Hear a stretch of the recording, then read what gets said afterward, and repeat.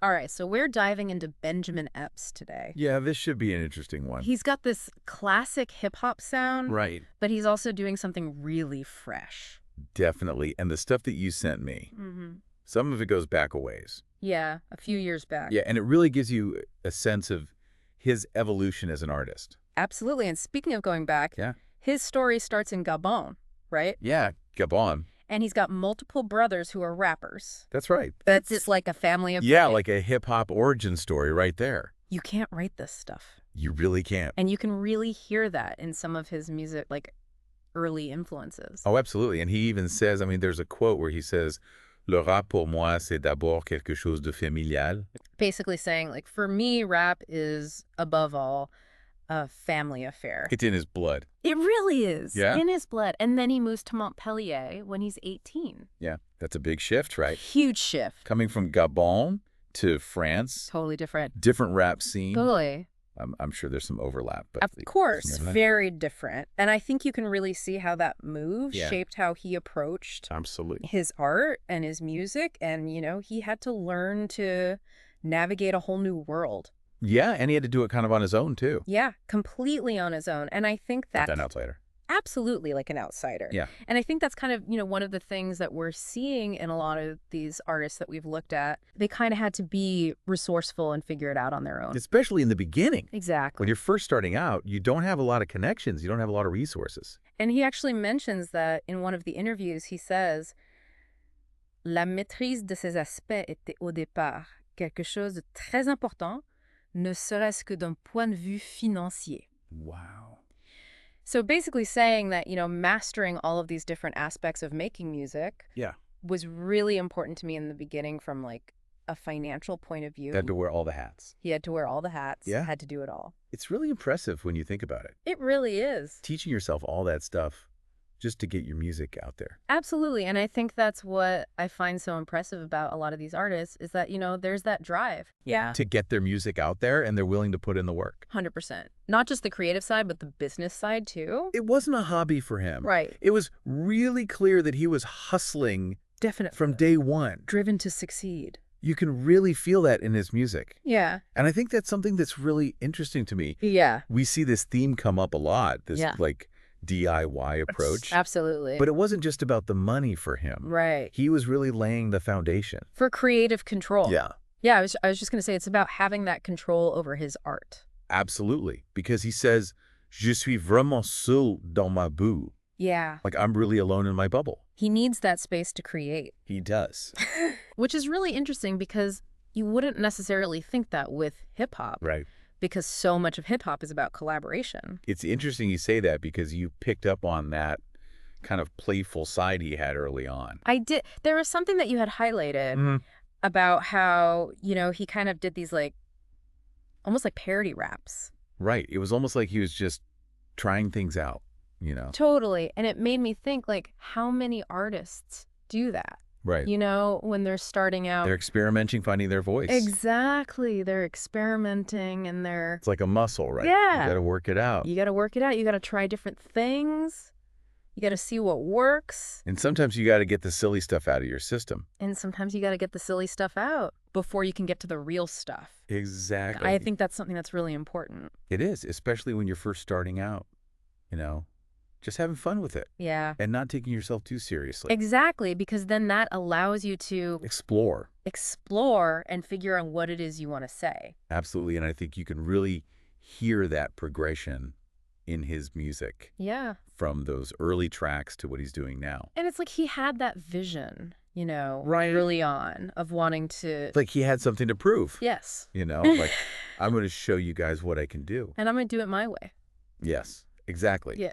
And there's a quote that I wanted to bring up Yeah. where he says, "Je suis vraiment seul dans ma bulle," which basically means I'm really alone in my bubble. Yeah.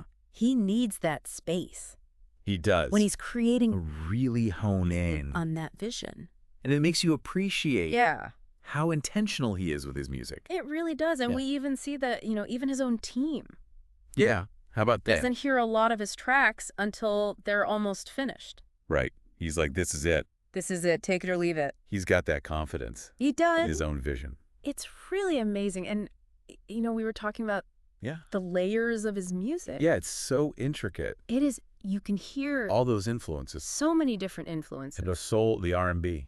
Absolutely. And it never feels like it's too much No. or that it's, stepping on anyone's toes. No, he makes it his own. He does. And I think that's where his sampling yes. really comes in. His sampling is amazing. Because he takes those classic techniques, yeah. but he's not afraid to experiment. Yeah. He even says, Je ne passe pas par la méthode traditionnelle du sampling vinyle. Wow. So he's not using the traditional vinyl sampling method.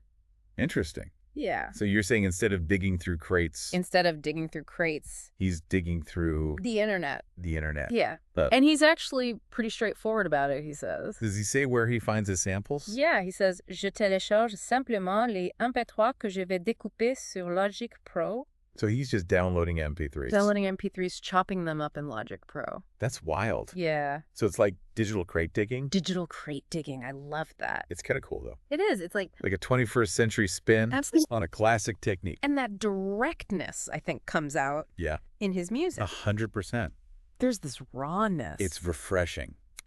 It is. Especially in today's kind of like overproduced world. to hear that rawness. Yeah, that authenticity. And it made me think about, we were talking about all these different influences. Yeah. And how he kind of blends them all together. Seamlessly. But it also made me think about Yeah. the New York sound Yeah. comparison Right. that keeps coming up. People can't get enough of it. They can't. And he even says it himself. He's like, You say.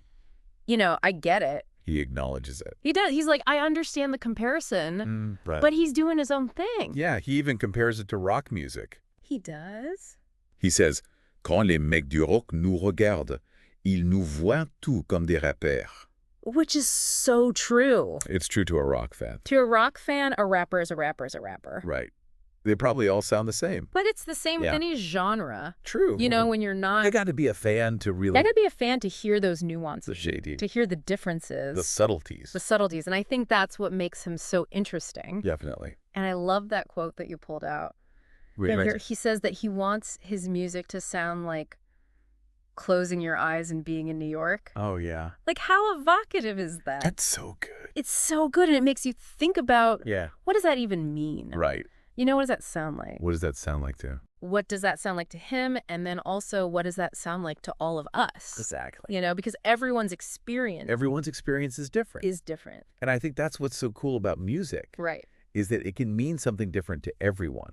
Absolutely. And I think that's part of what makes him so compelling. Yeah, I totally agree. Is that, he's drawing on all these different influences. Mhm. He's creating something Yeah. that's both familiar and new. Totally. And it's interesting to think about that Yeah. in the context of what was happening in French rap at the time. Totally. Because it was kind of like this breath of fresh air. It is this like return Yeah. to that boom bap. Yeah, that grittiness, that rawness, That lyricalism. the lyricalism. It's everything people were really craving. And it's like people didn't know they needed it. Right. Until they heard it. Until they heard it. And it's like, oh, wow. This is what we've been missing. Exactly. This is it. And you can tell that he's not afraid of those lyrics. Of saying something. Of saying something important. And, going back to that whole idea of collaboration. Mm-hmm. Like when he does collaborate. It's intentional. It's so intentional. It's not just a bunch of names thrown together. It's not a gimmick. No, it's not. He's not chasing clout. He's not chasing clout. He's trying to make a statement, elevate his art. And you see that with the people that he brings on. Absolutely. We've got MC Solar. Roxanne, another legend. Angelique Kidjo. Come on now. Like, these are heavy hitters. And it's not just... He's not messing around. He's not messing around. And it's so cool, too, because it's like each one of those collaborations... Adds a different flavor. Adds a different flavor to the music. Yeah. And speaking of adding flavor. Yes. The Lino collaboration. Yes.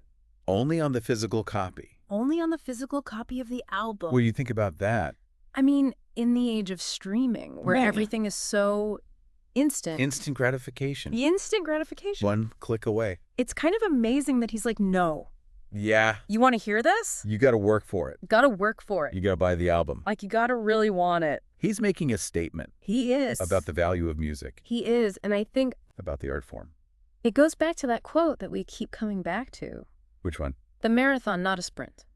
Je ne crois pas au sprint. mais au marathon. Exactly. And I think that's what's so refreshing Yeah. about his approach. 100%. He's not in it for like the quick buck. No. He's in it for the long haul. He's playing the long game. He's playing the long game, and he's not afraid to Bet on himself. bet on himself. Exactly. To stick to his vision. And it pays off. It does. You can hear it. You can hear it, and it makes you think, like, Does that make you think? is it possible Yeah. to find that kind of success In today's world? in today's world by doing things your own way? It's a good question. It is a good question, and I think he's proving. He's proving it's possible. One Album at a time. One album at a time. One rhyme at a time. One rhyme at a time. So to anyone listening out there, you know, who's maybe feeling like they have to. Follow the crowd. Follow the crowd. Do what everyone else is doing. Do what everyone else is doing to find success. Yeah. Maybe Benjamin Epps is a good example. Great example. Of why you should stick to your guns. 100%. And do it your own way. Because nobody else can do it like you. Exactly. This has been an awesome deep dive. I've learned so much about Yeah, me too. Benjamin Epps. He's the real deal. He is, and I think he's only going to continue To blow up. to blow up. So thanks for bringing him to us. Of course, anytime. This was great.